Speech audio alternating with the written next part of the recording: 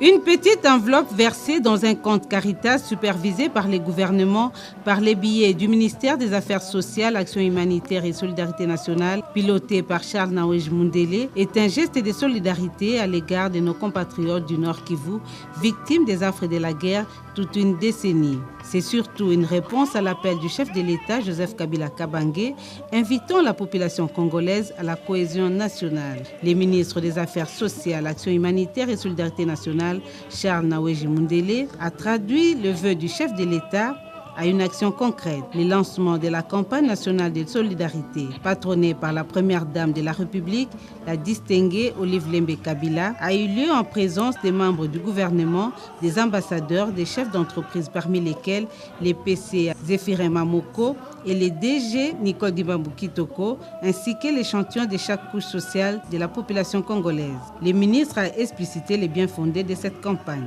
En ces jours du lancement officiel de la campagne nationale de solidarité en faveur de nos compatriotes de l'Est de la République démocratique du Congo, je voudrais m'acquitter d'un agréable devoir, celui de remercier la distinguée première dame pour avoir accepté d'être la marraine de celle-ci. Mes remerciements s'adressent également à son Excellence, Monsieur le Premier ministre, chef du gouvernement, son implication et toute l'importance qu'il accorde à cette initiative. À cet honneur, j'associe les membres du gouvernement de la République pour leur accompagnement dans la matérialisation de cette campagne. Je manquerai à mon devoir si je ne remercie pas tous nos partenaires qui, depuis novembre 2012, nous assurent de leur adhésion et de leur soutien dans la sensibilisation aussi bien que dans la mobilisation. Il s'agit notamment de la plateforme de confession religieuse,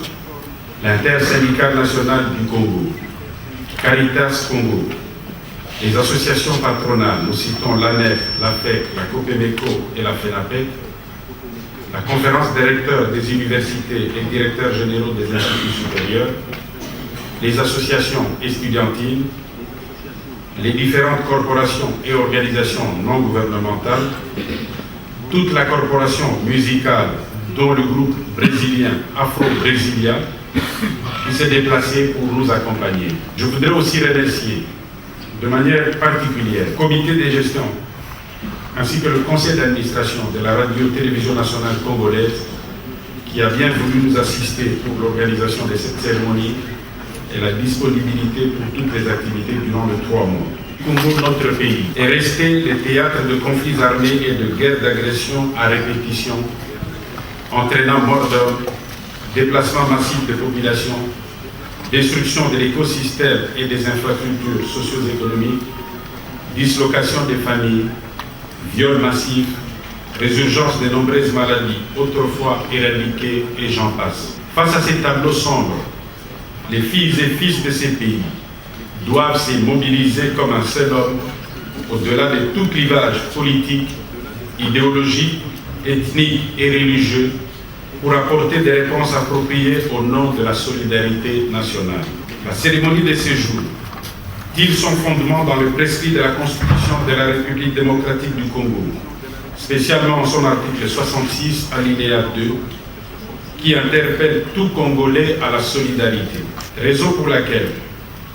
je sollicite de vous toutes et vous tous une adhésion massive